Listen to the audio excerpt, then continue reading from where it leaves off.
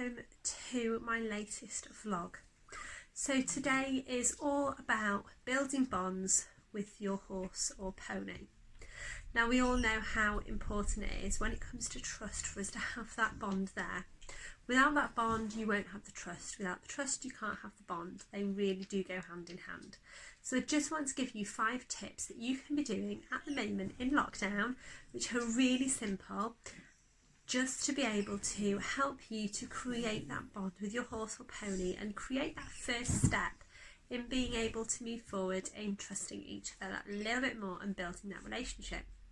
So the first thing is just going for a walk. So this doesn't have to be ridden, it doesn't have to be done under the saddle, it can just be a walk out in hand. It doesn't have to be down a road, it doesn't have to be anywhere exciting, just being able to go out with you in hand for a little walk around the field. Just the fact that you're leading them, the fact that they are trusted in where you're taking them and where you're leading them to is really important. The fact that you're able to lead them out and trust them that they're not going to do anything ridiculously stupid is really important. Whether you're leading from the side, whether you're leading from the front, it really doesn't matter, wherever you feel most comfortable. But just being able to go out and do those little walks out in hand together, wherever that might be for you. As I said, it doesn't have to be going out on a huge long walk anywhere really exciting. Just being able to walk around your field or your arena together and build up that connection and that communication that your horse or pony understands where you're going to go, and that you're able to give them the energy that they need to be able to trust in you and follow you is really important. Next is a super simple one, but one that we so often will gloss over, and that's grooming. So the reason that is so important is it promotes a really, really strong bonding instinct, and quite often we groom for a purpose. So because we're taking them out and we want them to look their best, or because they've come in from the field and they're super dirty, or because it's just part of our everyday routine that we do at a certain point in our day with our horses. But sometimes just grooming for the sake of just bonding with them, not worrying about is it the right brush that we're using, not worrying about the fact that we need to get that stable stain off them, or that they need to go back to being white from being mud coloured. It's just the whole purpose of actually doing it. And if you find a spot that your pony finds really nice and itchy, concentrate on that spot if they're really enjoying it, because it's all about the bonding experience, rather than giving them a quick brush over so that we can tack them up to take them out, or so that they don't look quite so disgraceful when they've just come in. Thirdly, and I love doing this one, and I love the fact that lockdown's given me the opportunity to do more of this, is just sitting in the paddock. Quite often when we go into the paddocks for our horses and ponies, we're going into the paddock again with purpose. We're going in to bring them in, we're going to go fetch them for a reason, or even if we're just going in to check on them, we'll quite often go straight up to them. Whether we're offering them treats and rewards, we will quite often go up to them, check them over and then leave. But just going and being. So the first time I did this, my ponies were really freaked out because I literally took a magazine and sat in the field and read my magazine. And it really confused them. It took them quite a long time to come up to me and realise that actually I was just there to be with them. I wasn't there for any reason. There was no underlying cause. I had no ulterior motives, nothing like that. I was literally just there to be with them.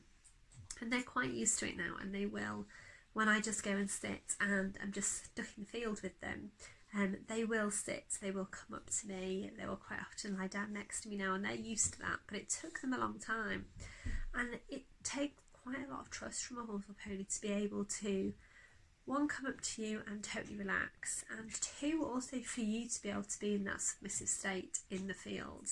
I found it a lot easier than my kids did. They were a little bit more worried they were going to get trampled. But just to be able to just be there and just be, and just exist there, is really important, and it's a really good way of opening up that non-verbal communication with your horse or pony.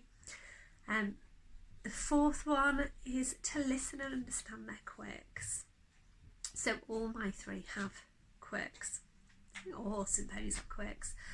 One of mine has more than others. But actually, rather than trying to change their quirks, listen to them. So I know, for example, that one of my ponies needs bossing. He's a little monkey and he will well and truly take the mickey from anybody that will give him the opportunity to. But he also needs someone who really understands. So as well as bossing him and saying, no, you're not getting away with this, you've also got to look at the reason why he's doing it, because there's usually an underlying issue. So at the same time as saying, no, don't do that, you also then have to work out why he's doing it and try and resolve the issue. If not, it all goes horribly wrong. So I know this, and that it was all fine, but I had somebody who was helping out with the ponies at the very start of lockdown because we weren't able to go up, and they just did the bossing elements. They just told him off when he was a little bit quirky, and it all backfired. It didn't go very well. But that's because they weren't actually listening to his needs. They were just trying to resolve the issue that was in front of them. So listen to their quirks, listen to their underlying issues. What's causing this behaviour? What's causing them to react in the way they're reacting? You know, what is the underlying problem there, and what can you actually do to help them? What can you do to support them in learning to move forward and to be able to handle the behaviour or the emotion or the experience that they're having, rather than just jumping in with 2 feet and saying no.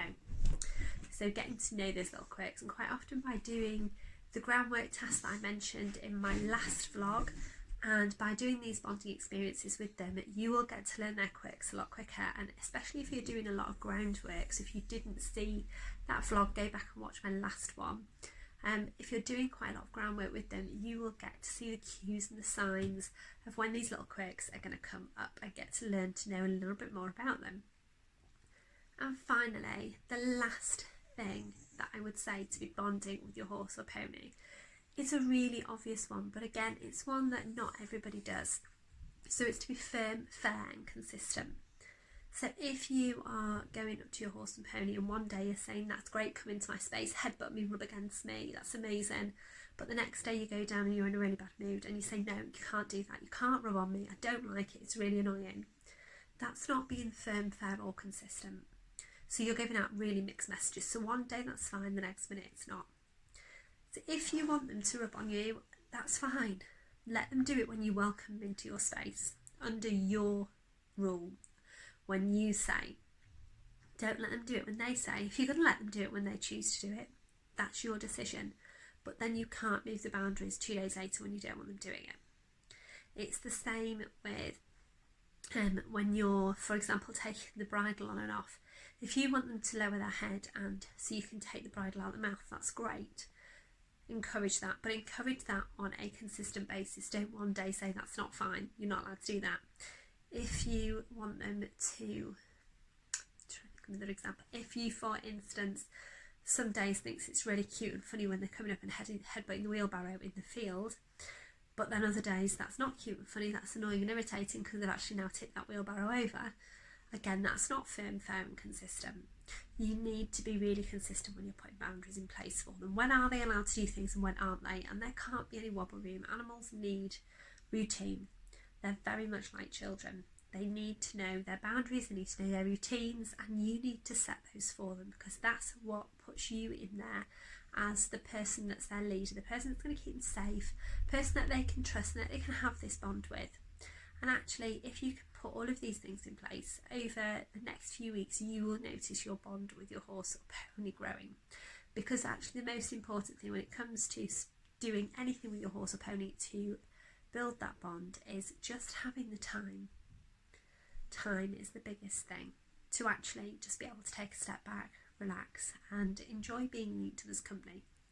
And lockdown is the one thing that's given us time.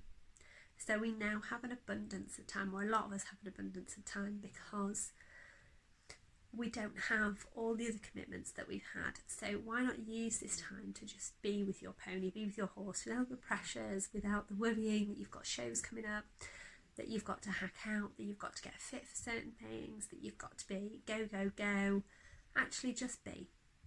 Just build that relationship and enjoy spending that time together. And if you've got anything else you would like to see me feature on the vlogs, please just drop me a message, drop a comment below, and I will have a new one coming out soon. So until then, stay safe and take care.